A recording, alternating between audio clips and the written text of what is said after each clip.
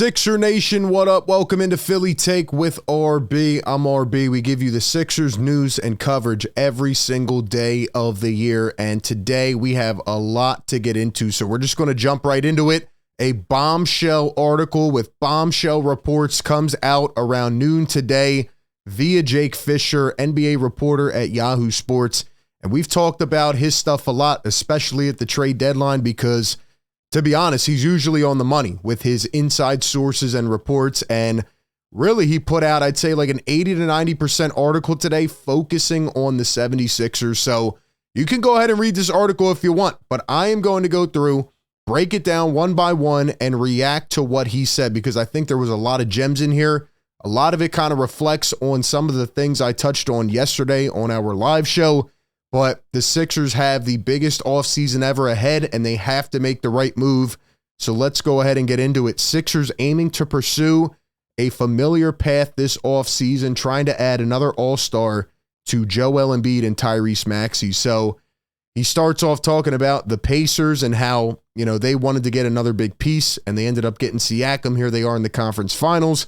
But when it comes to the Philadelphia 76ers, Jake Fischer says, that is the same path the Sixers plan to pursue this summer, according to league sources. That has been the strategy of lead exec Daryl Morey, dating back to his days piloting the Houston Rockets, and it was the same guiding principle Sam Hinkie utilized when spearheading the Sixers process that produced Embiid.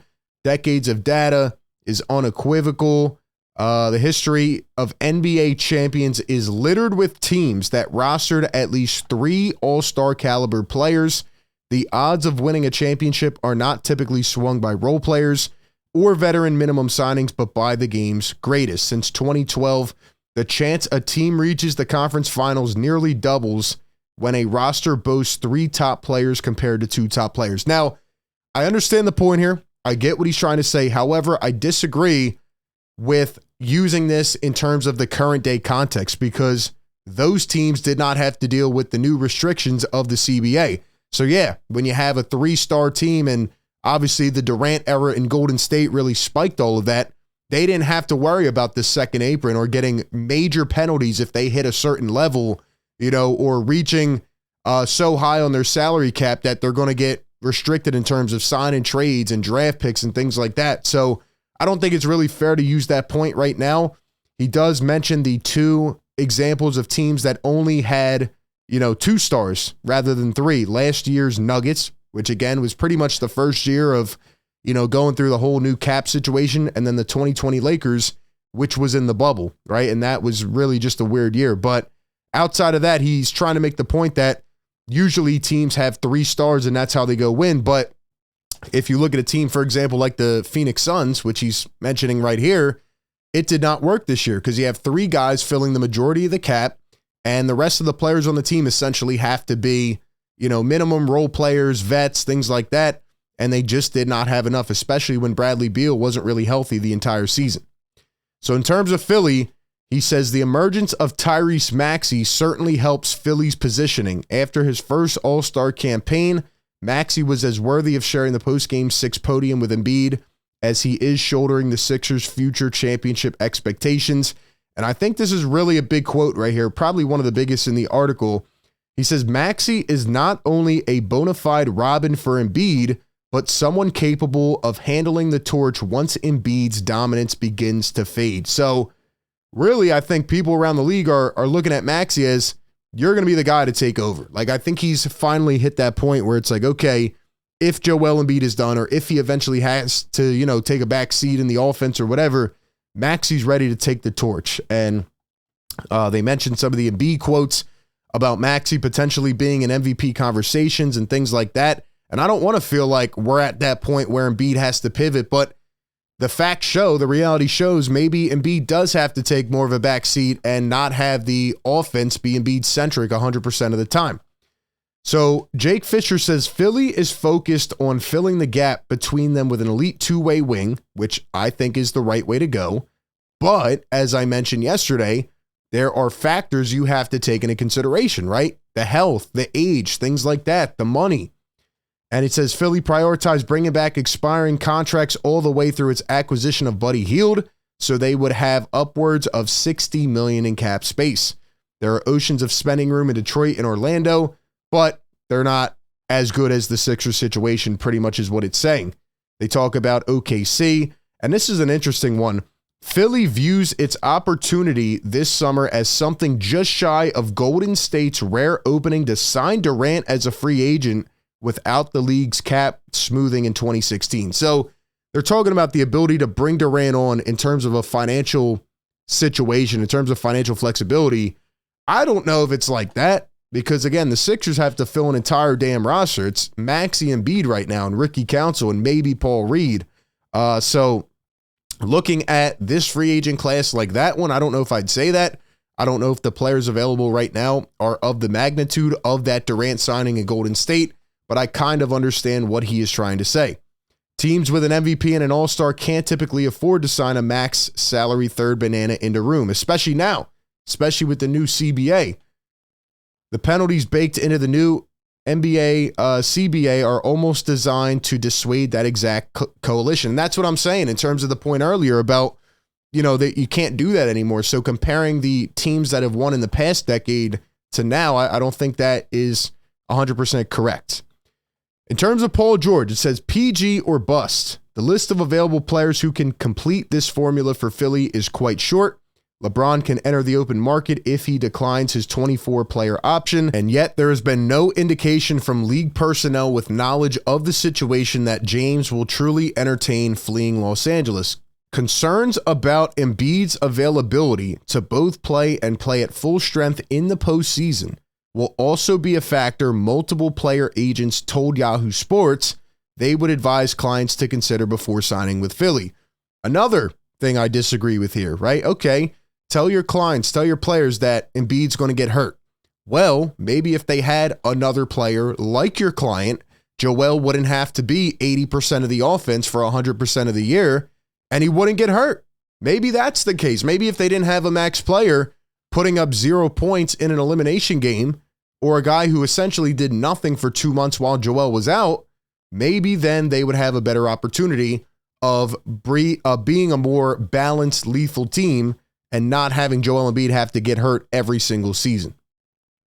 Eliminating James from the equation, PG appears to be the best possible player who could reach the open market in general, let alone who would satisfy the Sixers' desire of adding a premier two-way wing. So as we go through this article, if it's not clear to you already, Daryl Morey is going to do whatever it takes to add Paul George. And I don't feel good about that because it feels like they're going to go over the top to give PG whatever he wants. And I said on the live show yesterday, I'm cool with PG on a 2-year deal, but on a 4-year contract, that means you're probably going to have to pay him like $65 to $70 million or more in his last year of his deal at age 38. And I just don't think that's good. If you think you can maximize the window and win this season and it's worth it for a championship, okay, maybe. But does Paul George make you that confident that the Sixers are automatically going to win with those three? Like I said, it's going to be hard. They have to build out an entire roster. So I would more so rather go the route of maybe drafting a guy who's a day one player, getting some gems, right? Finding some of those more value contracts who can complement Maxey and Embiid and don't hinge you for another 4 years. But it just feels like that is the way we are trending. George's uncertain future with the Clippers stands as arguably the largest domino to fall before this offseason chain of transactions can materialize. So he goes on and talks about the LA Clippers. Like I said, some really good stuff in this article. But essentially, I think the Clippers offered George, and he did decline their first extension offer, whatever it was, because it wasn't max money. And PG's going to decline his $48 million player option. So he's going to want more. And I just think it's a huge risk. There will be other teams circling George outside of Philly. The Pacers were once mentioned, but now that's dead with Siakam. And then Orlando and the Knicks. Even Miami could be a potential suitor, according to Jake Fischer. The majority of teams are planning for this era of team building with the league's more punitive second apron as a landscape. Again, bringing that up, they talk about the Clippers. George has been on Morey's radar since the executive's time running the Rockets, when Houston personnel were more than aware of George's affinity for ending up in LA, where his parents now regularly sit courtside for his games. Will an optimal fit on paper be enough to persuade George to abandon all that for Philadelphia or somewhere else?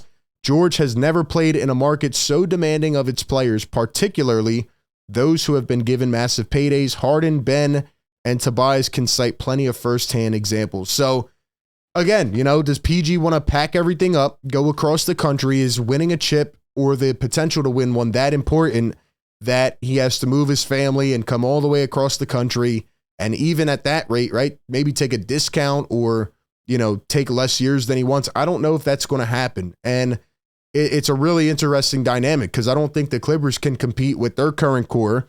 So they're probably going to try to blow it up or go in a different direction. And if they don't, then they're kind of just running it into the ground. So look, at the end of the day, it says, about Morey's affinity and George's affinity of LA and how Morey loved him. It doesn't surprise me at all. Like, Morey always goes for guys that were Houston Rockets or players that have always been on his radar.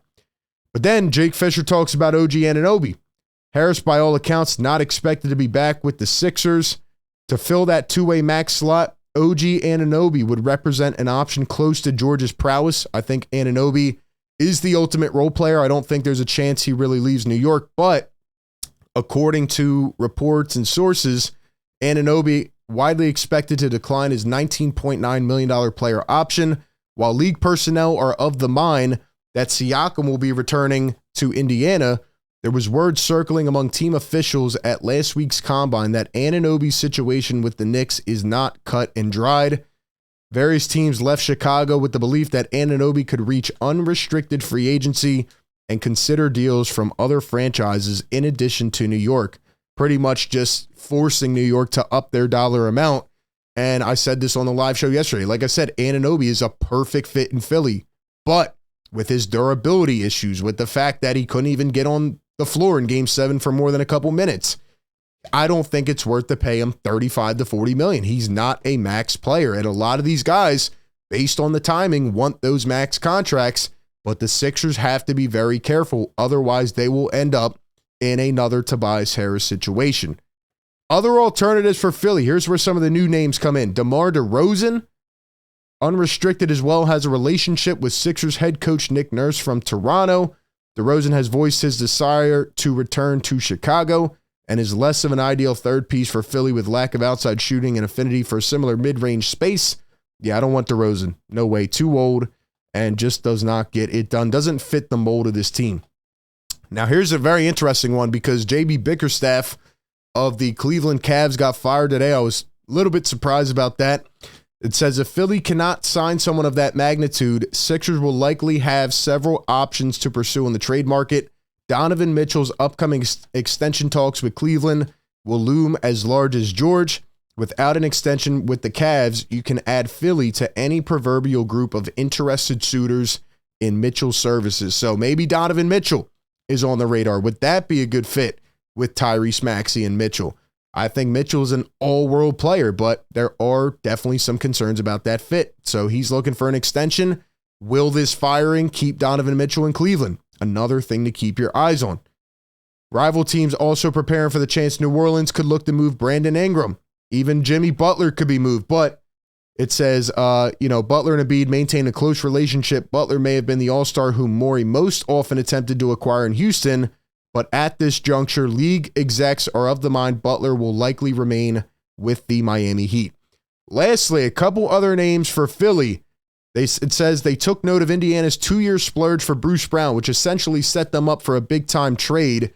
Bruce Brown got his money, so it made sense, but that salary was also matched in the Siakam trade. So the Sixers could try to do that, and it says veteran wings like Klay Thompson and KCP would fall on the Sixers list of free agent targets for a similar 1+1. Striking out on a big-time wing would also leave the door open for Philly to consider taking back a player like Zach LaVine. So maybe they try to sign one of these players like Klay or KCP and then move them in a bigger deal as we get into the season. So that'll be interesting. Could they go for Zach LaVine? Another guy with injury issues. Everybody's got injury issues. It's a tough year, man, to have all this cap space and all these assets.